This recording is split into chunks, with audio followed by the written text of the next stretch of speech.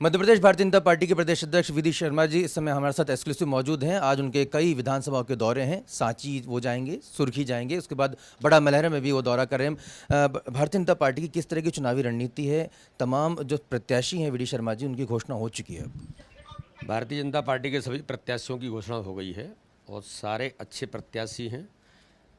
2800 के 28 भारतीय जनता पार्टी के सभी कार्यकर्ता मिलकर के जो हम लोग कहते हैं कि भारतीय जनता पार्टी का कार्यकर्ता चुनाव लड़ता है, इसलिए भारतीय जनता पार्टी सभी 2800 विधानसभाओं में बहुत प्रचंड बहुमत के साथ इस चुनाव को जीतेगी।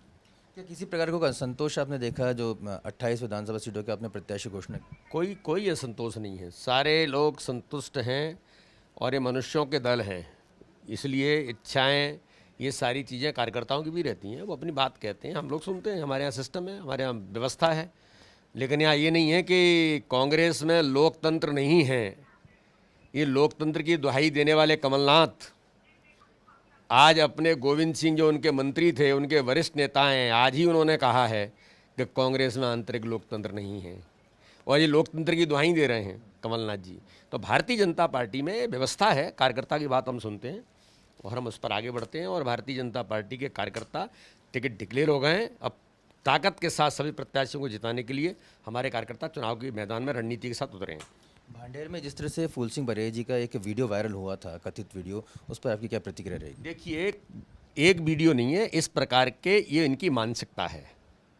फूल सिंह बरैया जैसे लोग हों या कांग्रेस इसी प्रकार की मानसिकता का राजनीतिक दल है, इसलिए चाहे महिलाओं के बारे में हो, चाहे उन्होंने हिंदू धर्म के बारे में बात की हो, हर प्रकार से वो इस प्रकार के अनर्गल और इस प्रकार की बातें करने का प्रयास करते हैं। किसी प्रकार की गंभीरता नहीं है, जनता इनको जानती है, जनता इनको समझती है। भांडेर के अंदर भी भारतीय जनता पार्टी का प्रत्याशी प्रचंड बहुमत से चुनाव जीते। राहुल गांधी जी ट्रैक्टर पर जाते हैं तो सोफा लगा होता है और बिस्लरी की बोतल रहती है, किस तरह का प्रदर्शन आप देखते हैं? देखिए, यही भारत के जनमानस को समझना है कि राहुल गांधी जैसे नेता, ये गांधी परिवार के लोग, हम लोग जानते हैं कि नेहरू जी के जब वो प्रधानमंत्री थे तो कपड़े धुलने के लिए इंग्लैंड जाते थे।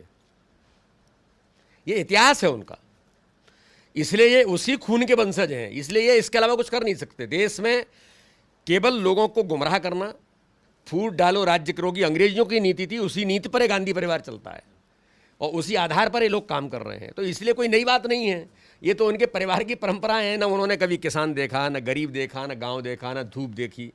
आपने देखा होगा मेरे बुंदेलखंड के अंदर, जहाँ से मैं सांसद हूँ, कभी आए थे राहुल गांधी और उन्होंने एक किसी ट्राइबल के घर में हम रुकेंगे ये नाटक किया और उसके बाद उनके घर में कौन सी चीज़ें आएंगी और एसी लग गए और ये लग गए और बाद में सबको उखाड़ ले गए। मतलब इस प्रकार की चीज़ें ये इनके चरित्र में हैं। जनता कांग्रेस के चरित्र को समझ चुकी है, उसी का परिणाम है कि आज भारत से कांग्रेस निस्तना-भूत हो रही है। चुनावी रथ निकलने जा रहा है 12 अक्टूबर को, क्या कुछ खास रहेगा इसमें?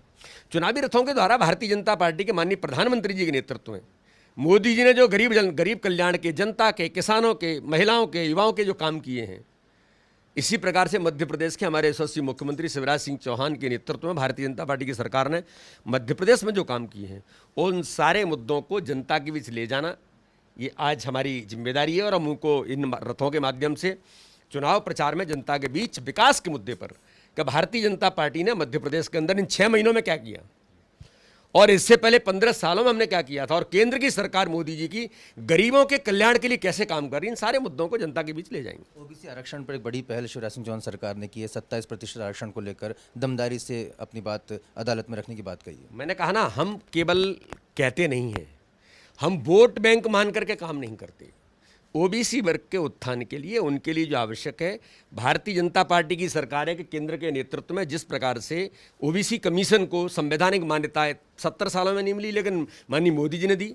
आज हमारे माननीय मुख्यमंत्री जी ने, मध्य प्रदेश पहला राज्य है जिसमें ओबीसी कमीशन को संवैधानिक मान्यता दी है।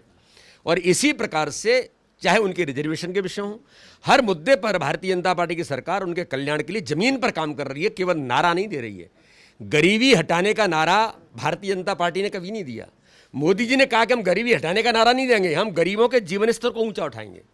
इसलिए उनका मकान हो, उनको गैस कनेक्शन मिले, उनके स्वास्थ्य की चिंता करें, ये भारतीय जनता पार्टी की सरकार ने किया है। इसलिए ये वो सरकार है जो ज़मीन पर गरीबों के हितों के कल्याण का काम करती है। उन्होंने गरीबी को देखा है, गांव को देखा है, किसान को देखा है। राहुल गांधी ने न कभी गरीबी देखी, न गांव देखा, न किसान देखा, इसलिए तो ट्रैक्टर पर सोफा लगता है, क्योंकि सोफे के बिना वो बैठ नहीं सकते, नहीं तो क्या होगा, उनको पता नहीं क्या हो जाएगा, वो कहना नहीं चाहता।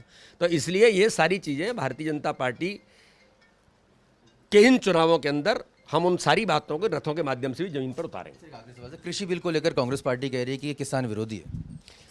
मैंने कहा ना, कांग्रेस हर काम को, जब वो सीए कानून को ये कह सकते हैं गरीबों के विरोध में कानून है जिसका कोई संबंध ही नहीं है। प्रियंका गांधी, आपको ध्यान में हो कि इंडिया गेट पर खड़े होकर के कह रही थी सीए कानून से उन गरीबों के लिए पता नहीं क्या क्या होगा, उनसे ये दस्तावेज मांगे जाएंगे। कानून का संबंध है 3 देशों के उन लोगों से जो धार्मिक प्रताड़ना के आधार पर उनको वहाँ प्रताड़ित किया जा रहा है, उनके लिए कानून बन रहा है, जिसके लिए नेहरू जी भी कह रहे थे, गांधी जी भी कह रहे थे। तब इतना झूठ बोल सकते हैं। तो किसानों के लिए ये जो कानून आया है और एक कृषि विधेयक जो आया है जिसमें संशोधन हुए हैं, ये मैं ऐसा मानता हूं कि किसानों के जीवन के लिए सबसे महत्वपूर्ण बिल है और उनके उत्थान के लिए कि किसानों को हर प्रकार की सुविधाएं और उनको एक अपॉर्चुनिटी जो मिलेंगी, एक बड़ा अवसर किसानों को माननीय प्रधानमंत्री जी ने, भारतीय जनता पार्टी की सरकार ने दिया है। कांग्रेस झूठ बोलने के अलावा और कुछ नहीं करती। बहुत बहुत शुक्रिया वी.डी. शर्मा जी हमसे एक्सक्लूसिव चर्चा करने के लिए।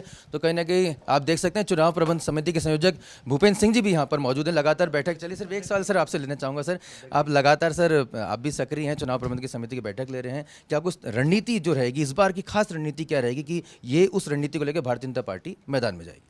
देखिए, विकास और भारतीय जनता पार्टी की सरकार, ये हम लोगों की रणनीति है। इस रणनीति पर हम लोग चुनाव लड़ रहे हैं और उसी पर चुनाव होगा। सर जो चुनाव रथ निकाला जा रहा है उसमें कमलनाथ सरकार की नाकामियों को भी गिनाया जाएगा? नहीं, हमारी उपलब्धियों को गिनाया जाएगा। नाकामियों के लिए हम लोगों के अलग मंच हैं, वो करेंगे। बहुत बहुत शुक्रिया भूपेंद्र सिंह जी। तो कहीं ना कहीं आप देख सकते हैं कि पॉजिटिव काम करने की बात कही जा रही है। वी.डी. शर्मा जी और भूपेंद्र सिंह जी साथ में चुनाव प्रबंध समिति के दोनों रणनीतिकार यहाँ पर मौजूद हैं और कहीं ना कहीं यहाँ पर जो चर्चा चल रही है, एक्सक्लूसिव चर्चा की है यहाँ पर स्वदेश न्यूज़ से, और साफ तौर पर कहा है कि पॉजिटिव डायरेक्शन पे यहाँ पर जो है वो प्रचार की वो कमान रहेगी। पूरी तरह से यहाँ पर सकारात्मक जो है वो मुद्दों को सामने रखा जाएगा। और कहीं ना कहीं ये भी साफ तौर पर किया है वी.डी. शर्मा जी ने कि कृषि बिल को लेकर जो कांग्रेस पार्टी यहाँ पर भ्रम फैला रही है उसको जनता तक पहुँचाया जाएगा।